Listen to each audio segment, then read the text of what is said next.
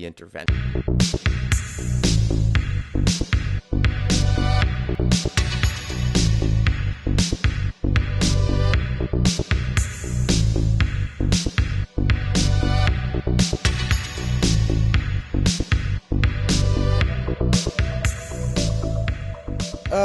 Guys, Two Pines Mall Security called. They have Val Kilmer again. Oh, God. So we're going to have to send Craig round to pick him up. Mm-hmm. Oh, he's not dressed as Santa Claus again, is he?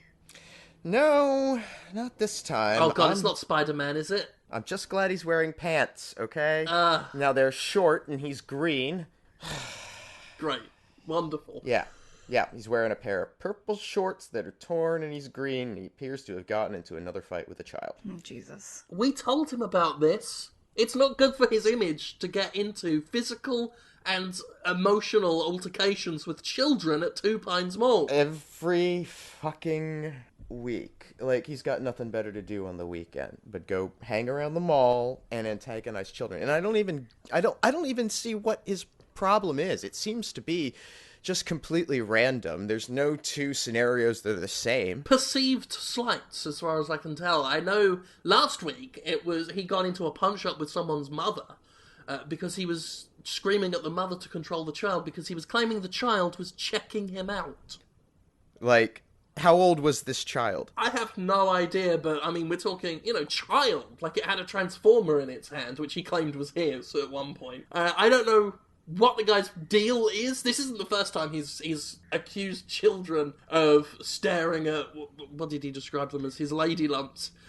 I have no idea how to rein him in. He goes to the mall specifically wearing low-cut tops with the express intent of calling minors out for, what he says, staring at him like he was a piece of meat when he's so much more than that. He used to be the Batman for God's sake, end quote. Yeah, he's not asking parents to take pictures of him with their children again, is he? For money? I know he was at one point kind of soliciting that service with the Santa Claus outfit. Oh, God, that racket. I don't think he did that this time, but that was a problem. I'm worried of him bringing that back up. Well, it was only a problem because it was June. I mean, there is an appropriate time and place for that sort of thing. Yeah, but we have Dean Cain hooked up with those gigs and Christmas. He can't... Dean was pissed. Yeah, he can't be taking those wages away. He just set up his little camp on the other side of the mall, except he put up, cardboard reindeer. And he hired people to look like elves and just... Well, I mean, at least he was just soliciting children to walk up to him. At least he hired people this year. Last June, he, spray painted a cat green. And then, shaved the word elf into its back, in its fur. And, I mean, long story short, the paint clogged up the cat's fur and it died. Didn't stop him bringing it in every day, but that's another problem. But you're right, the middle of June... And the worst part about it is he sweats in that costume, and it's a thick sweat. I always thought sweat was universal across the board with people, but it's thick and viscous and kind of creamy. It's like gravy almost. Almost! But this kind of milky, off-white, like dumpling gravy. Oh, it just sort of pours off, and he gets his business cards out, which exists solely for the purpose of just scraping across his forehead and then just flicking it off. The worst is when he takes the jacket off at the end of the night. I mean, and it's like cheese, like hot pizza cheese stretching off of the edges of the jacket. It's just absolutely disgusting. Like Nightmare on Elm Street 3, where the stretching soles. Oh, God. I swear I did once see a face in it.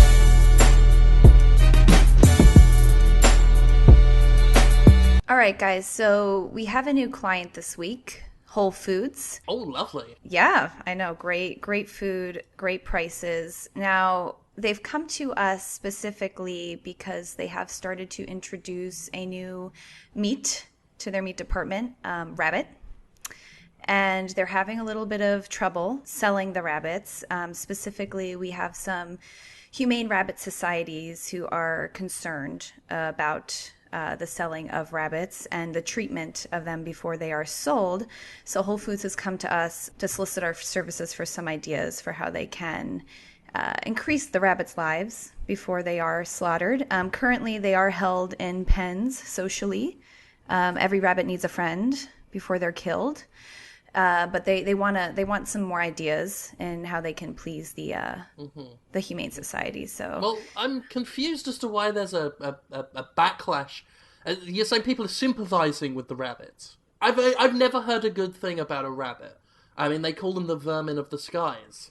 I was born and raised in London originally. They're all over London, just like bunches of them, little purple and green and blue fucking things, going ho ho all the time, incessantly, eating crisps out of my hand. Those are they're flying rats, as far as I'm concerned. Those are pigeons, Jim. Huh? Those are pigeons. Rabbits are the furry, long-eared, eat carrots, annoy hunters. I'm looking up on Google image search. I've never seen one of those before. So they are statistically like the third cutest animal on the planet from our polling, and some people are upset that we are eating them because they are cute. They are cute. Like, I'm looking at them now. They are cute. I thought they were made up. But no, okay, I can see why people might have a problem with that. Whole Foods so far have been telling people that they're giving these guys friends and everything. Yeah, so they've already done the pre-work on this, and they've set up socializing pens for the rabbits. They're administering medicine to the rabbits when the rabbits are sick and caring for the mother rabbits. So they've got a good little daycare going on here for the rabbits already. But it's not enough, so I'd like us to brainstorm some ideas for how, we can make this even more humane for people to eat. So they feel good eating the rabbit. The rabbits lived a very good life. Okay. Have we considered the idea that people might have an increased problem with the idea of giving these rabbits a lot of hope, a lot of thoughts for the future, a family and friends, before being singled out for slaughter one by one? Yeah, that seems really inhumane from my perspective. You would want to, at least I would want, if I were a rabbit, I'd want them to be honest with me. I'd want them to be straight and say, hey, listen, you're being bred for slaughter. We're going to kill you and eat you, and it's never going to get any better than this. Yeah, I mean, they say they're giving these rabbits friends, but what happens when, its little Mopsy's turn for the chopping block and Floppy Ears is left without his little sniffly chum there? This feels problematic to me. Now, I'm not saying there isn't a way we can spin this, but it's just about finding the angle. Yeah, we don't want an Animal Farm type situation here. We don't want Mopsy seeing, Flopsy being turned into glue in front of their eyes. Or do we? Well, here's the thing. I heard many years ago that KFC, Kentucky Fried Chicken, still not on our books, unfortunately, but I would love to get them as a client one day, routinely kill their chickens in a big room where there's like hundreds of them. Most of them know each other, as well as a chicken could know another chicken. They go in with an axe or gloves and break the necks of these chickens or cut their heads off. I don't know exactly how they do it. But anyway, they go around this room killing all the chickens. And the story I heard that was most affecting was that by the end of it, the few chickens left remaining are just in the corner of the room, having given up all hope. Just absolutely shattered. Individuals just waiting for their turn to have their necks snapped and their life cruelly snatched away. The problem is, KFC's delicious. More delicious than any other chicken I know. They don't tell us what those herbs and spices are, but I'm guessing one of them is despair, if that's the way they kill the chickens, and the chickens taste that good. Perhaps, and I'm just spitballing here, marketing desolation and the complete lack of hope is one way to actually sell food as tasting better. Using the KFC example, Whole Foods, we give these rabbits hope and then cruelly snatch it away, leading to a richer dish, to a more succulent meat. You may be onto something here. I think they would be willing to run some test groups for us. So maybe we could have one camp, we can call it the optimism camp. We continue to have them socialize and be cared for in advance, if they're sick and, they're in their field playing around. And then we have the desolation camp, the pessimistic side where they're they're the chicken situation. We can kind of essentially a concentration camp for rabbits. Yeah. I'm thinking, wire fences as tall as 3 rabbits with barbed wire at the top, little tiny searchlights. It would be adorable. We could have like little voles or little meerkats at the top of the search towers, and we can give them little guns and little helmets, and these lights constantly going around on these sort of muddy brown rain-slicked trenches with a siren that goes constantly. We may have an opportunity for a sideline business here at the same time, too, because if we're going to be having all of these rabbits sort of collected in one place, maybe we can get them into some manufacture. Maybe we can get them to make purses out of the, remains of the other rabbits. I mean, you want to talk about something that's going to instill some dread and horror into a creature. That's going to tenderize them right the hell up. Oh, God, it'll keep them in line as well. I mean, the last thing I want is a rabbit rebellion, but if we constantly hammer on these little long-eared fuckers, if you uprise, you could be the next wallet or the next foot on a keychain. So straighten up and fly right. I really like the idea of this, and conversely on the other side, we've got these rabbits that are having like every day's a birthday party. They get premium, they get Whole Foods carrots, obviously, that pays for itself. So they get top quality, they're not having to eat the eyeballs and eyelids and toenails of the other rabbits, unlike over at the other place. I have the key. 2-way glass between the two. So the desperate, miserable rabbits can actually see the happy ones living a carefree life, and the carefree ones have no idea that the others are there. Well, the ignorance is bliss, and these would be the most blissfully ignorant rabbits we ever hope to sell. I can see all sorts of things here. I mean, I'm just blissful ignorance flavour rabbit pie is a seller for me, and just witnessed his brothers and sisters get shot. Creme sauce. Wonderful. You put the two together, so you get that sort of crunchy, crisp taste of joy with this sort of drizzle glaze of just having given the fuck up. I also feel like even if this is, for some reason, and I don't anticipate this, a huge failure, if we film, the 2-way glass, if we film the birthday party and the campsite, maybe we can turn this into a movie opportunity. I hear cute animals are big. We have Charlotte's Web. We have that, whatever that other talking pig movie is. And then we have Chicken Little. I mean, why can't we have the same with rabbits? Or if it comes right down to it, we could always just sell the footage to PETA. Yeah. On the topic of new clients, by the way, we have picked up a relatively new store. Actually, again, we've been talking about Two Pines Mall earlier today. They've set up shop there. It's a new place called the Shoe Despot. This is a new themed shoe store that's there to just enhance the shoe buying experience. Effectively, you walk into this store, there are structures, they resemble, instead of shelves, they have these sort of large, tall structures that look a lot like sugarcane, sort of across the breadth of the store, with shoes on the top of each one, whatever shoe you want. If you want to try a shoe, you have to get one of the employees. They're very easy to spot. Most of them are sweating profusely and have sackcloth pants on. And either way, they're the ones with the machetes, because they're the ones that will cut down the shoe cane for you, so you can try your shoes on. I think it's a very exciting venue. Some people are worried it's controversial as an idea, especially because in order to buy the shoes, you have to get approval from the store manager, who's referred to as El Jefe, who is at the back of the store on a throne made of shoes. It's kind of like the Iron Throne from Game of Thrones, but with a lot more shoes. And he's there in a military uniform with medals of indeterminate origin, and aviator glasses and a hat.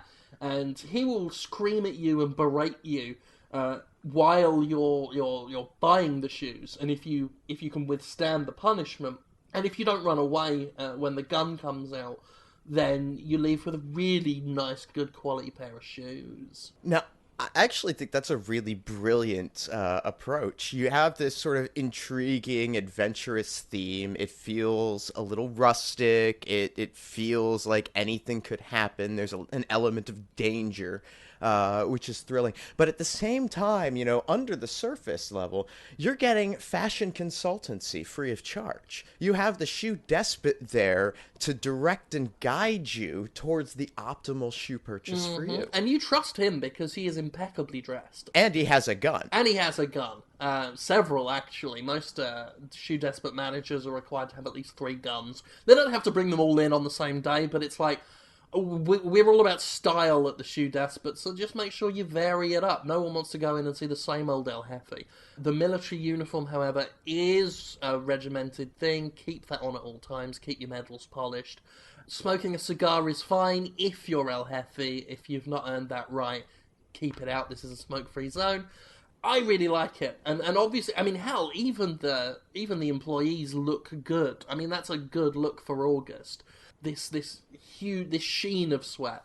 Most of the time you'll see an employee sort of, again, in his sackcloth pants and sandals, machete in one hand, the other arm raised as he's just sort of wiping his brow with his forearm, big water jug. They'll look at you. They've been trained to say things like, I think the harvest will be good this year. So do they, climate control the store to then resemble a sugarcane field environment in the middle of summer? Or is that... And how? They routinely keep the air conditioning... They keep things at what I would call a toasty 94 degrees on a good day. So much so, in fact, that there are sprinkler systems and hoses that, again, just like you're in a real field with the crops being tended, they actually have to spray with hoses and sprinklers the shoes to stop them from melting in there. So you feel like you're watching crops being watered. It's an incredible, immersive atmosphere, punctuated with the occasional sounds of gunshots as upper management blast their AKs in the air. They've actually had the ceiling paneling removed so nothing gets damaged. It's actually open air at the back of the store. Not so much that the earthy... again, you use that word rustic. I like that word rustic. The earthy rustic atmosphere of the Shoe Despot is not sort of blown out of that space. But they kind of need it because when everyone starts firing their guns in the air, which happens, I want to say on the hour, every hour, sometimes they miss a few when they're disciplining the lower employees.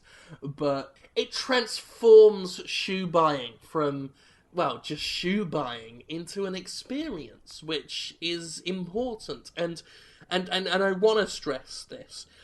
Important and not racist. No, and I think this has actually been done before in the mall.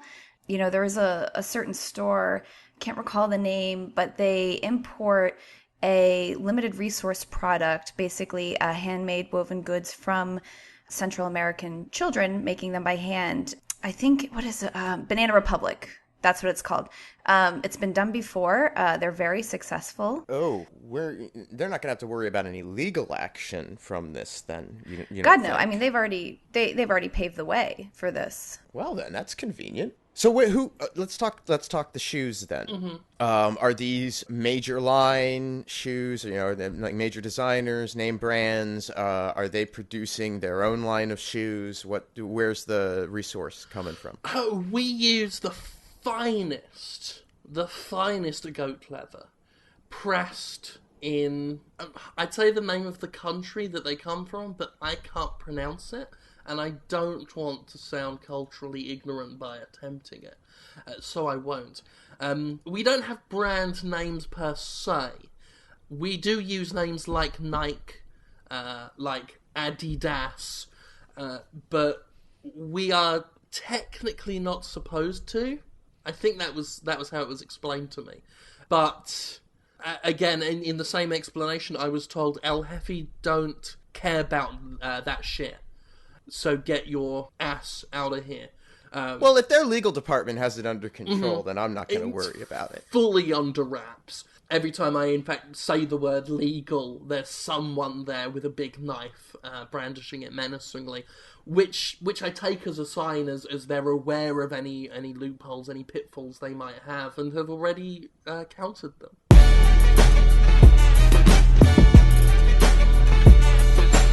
So we have a little update on how things are going with Craig's recovery program. We, as you recall, sent him off for drug treatment about 5 days ago. Mm-hmm. Reports have been coming back from the doctors that he seems to be doing well. He's responding to the treatment pretty effectively. A lot of the early stages with the shaking and the vomiting seem to have subsided, so that's great. Thank God. Yeah, he's really starting to kind of level out. I feel horrible that it had to come to this point, but I don't think there was really anything else we could have done. No, not at all. I mean, the thing is, Craig's drug problem has been worrying me for a while now. I was very concerned when I first became aware that he may have had issues with drugs, and I'm just glad that we've got him on the road to recovery, because lying about the amount of drugs he took to try and impress us and fit in just wasn't on. No, it's not right for us. It's not fair to himself. We need to sort of maintain honesty in the workplace if we're going to continue to function as the FistShark family. Mm-hmm. Well, it's rule of marketing 101. If something isn't true, that's fine, but if it's caught as not being true, you have to make it true. And I told Craig this when I interviewed him day one on the job, and he suggested he had an interest in maybe moving beyond internship and joining us on the executive team. I'm like, yeah, as if that's ever going to happen. Well, at the time, I was okay. At the time, I was open to the idea. I didn't know him. I didn't know he was a dick. I explained to him. I said, look, we're in marketing. Sometimes the facts get fudged. Sometimes things aren't quite true. But don't you lie to me, boy. He was showing off about how many drugs he took, how much cocaine he ate, how many weeds he smoked. I follow him on Facebook, actually. And the amount of times he woke up and said, "Waken and bacon." And I'm like, that man has potential. That boy could go somewhere if he's that committed to one of the most important parts of high-level executive salesmanship. And then, just in further conversations, it became quite apparent he didn't know what he was talking about. He's talking about, I mixed up some ecstasy in my frozen yogurt this morning, and look at me, I can't stop the shakes. It just something didn't add up, and his anecdotes just reeked of bullshit. Yeah, I started to get really suspicious when I had asked him to start taking Quaaludes along with the rest of us. And he said, "Caitlin, Quaaludes haven't been in production since the 80s. And I'm like, Craig, are you stupid? Obviously, from the documentary The Wolf of Wall Street, we all know that this is a common practice in higher level executives, and he refused it. He said this doesn't exist anymore, and I couldn't believe him. We base all of our decision making, more or less, and lifestyle choices on the Wolf of Wall Street. I was gonna bring this up next week, but his whole inability to use prostitutes correctly really upsets me. All of us, I think, are very well versed in the use of prostitutes. We're efficient, we're quick, we're clean. He cries a lot, especially when he sees the ones that I like to see, and I don't think that's on. Take a punch, Craig. Take a fucking punch. If you want to be an executive, you let her hit you.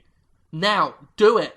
And I hold him down, obviously, and he's like, "Oh, stop it, I don't even know why you're here, why have you got to see me have sex with a prostitute?" And I'm like, "You've got to show me it, to show me." And he's like, "Oh no, stop it, I feel wrong, I have a girlfriend. I'm like, the only girlfriend you have is the job, Craig. None of us have girlfriends but the job, Craig. Let her kick you in the balls." If he was as high as I was at the time, he'd have enjoyed it, but he wasn't, he was pretending. And that's why we had the intervention, and it's why I'm really glad to hear that the intervention is working. Yeah, I think the intervention was really effective. And I have to say, Caton, I was so moved when you talked about how his lack of drug use was affecting your relationship with him, because I know that you don't like him, and who can blame you? Nobody likes Craig.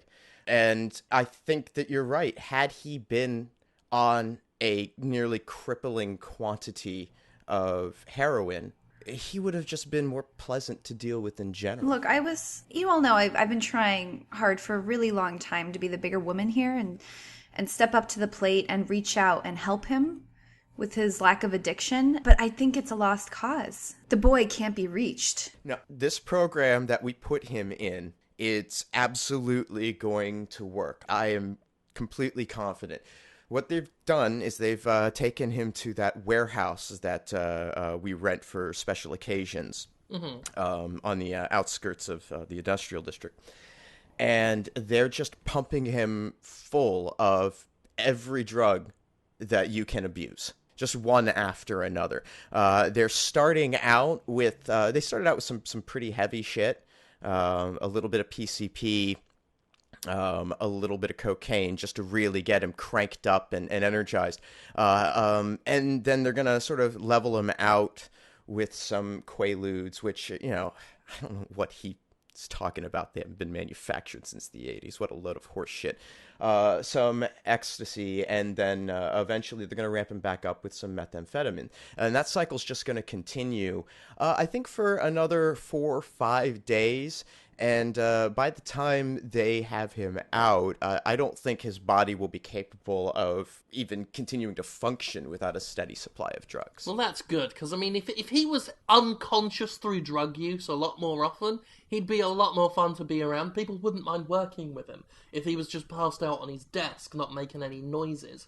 I really like this idea, and I think it sends a very strong message. If you lie to us about the amount of drugs you take, we will make you take 2 of every drug. You will become a veritable Noah's Ark of barbiturates and heroin and hallucinogens. And I'm excited. I know he was snivelling when we dragged him in. And I did actually see him, let's say about 2 days ago, when he was sort of really on some of the nastier stuff, some of the untested stuff. He talks about drugs that haven't been manufactured, but, some of the stuff from our bunker would put a Batman villain to shame. And he was having a full-on conversation with Pol Pot at the time, except that Pol Pot was now some sort of eldritch abomination that was crawling up the walls. I think it was made out of Pol Pot's head on a spider made of intestines. He said something to that effect. I was pleased with the results. I think this is going to change him. I think this is going to warp him for the better. People say the word warped like it's a bad thing, but when you're already like Craig, I don't think any amount of damage you could do is really for the worse. It's like we said when the men showed up to put the bag over his head and drag him out of the intervention. This is going to be difficult. It's going to be painful. It's going to have a very serious effect on Craig's life. But I think when all is said and done, he's going to come back here and he's going to thank us. Plus, if you go over to the gurney where he is right now in that underground shelter, if you poke him with a sharp stick, the noises he makes are incredible. FistShark Marketing is Jim Sterling, Conrad Zimmerman, and Caitlin Cook. Theme music by Ben Rama. Segue music by Alazar Chan. Our editor is Nick Malone. More episodes are available at FistShark.com. Follow us on Twitter at FistShark for more of our exploits. And if you like us, give us a rating or a review on iTunes. Complaints can be forwarded via email to fistsharkmarketing@aol.com. And remember, you can't take it with you, but you can hide it in a foreign bank. Goodbye.